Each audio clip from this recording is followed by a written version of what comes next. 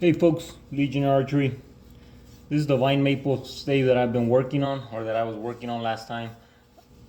I went ahead and I cut the piece from a knot that was there right in the middle, and I didn't want to go through the process of straightening the stave, so I just went ahead and I cut it. I'm thinking of making a shorter bow because it's not that thick, and so if I had left it the length that it was gonna be too weak for me to do anything with it. So might as well shorten it, get a little bit of get a little bit more power to it.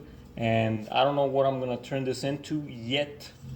I'm still debating. There's two possibilities at the moment. I won't say what they are right now, but I'm pretty excited about one of them. So just stay tuned, and I'll keep you updated on the process, on the progress of this. Hey folks, I got the bow here, the vine maple bow that I've been working on. I finally decided to turn it into what type of bow I'm gonna turn it into. It's gonna be a Blackfoot Native American style bow. It's actually for a customer.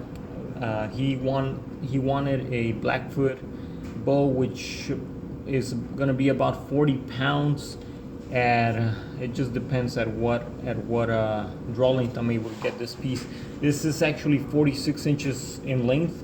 I'm gonna be copying a bow from the book Native American Bows and Arrows by Jim Ham and Steve Alley. I've shown that book before. It has some drawings in black and white, and I'm gonna be making one of those bows in that book. You can see I went ahead and I heat treated the piece. I used this form that's right here, and I put a piece of dowel right in the center and clamped it on both sides, and then I went ahead and I heat treated the piece. It's got a few inches of reflex, so what's gonna happen is when this bow bends, it's gonna bend more from the fades, from the outer mid limb and onwards. It's gonna bend a little more there. What that is gonna create, it's gonna create the center of the bow is gonna be straight, and so it's gonna have a nice shape once it's strung. It's gonna be it's not gonna look like a regular D bow. It's gonna look like it's still gonna be like a D shape, except the fades are gonna be bending more. Once I finish it, I'll go ahead and I'll post it. I'll try to take some video of myself tillering this piece. Tillering takes a while, and that's usually the reason why I do not videotape it. But in this instance, I'll go ahead and I'll do a little filming on it, and then so you can see what exactly I'm doing. It still has some knots, and it does have the knots here near the edges, and that's the only thing. Those are the only things that worry me at the moment. Other than that, everything, the wood seems like it's really elastic, and so I'm pretty pleased with that.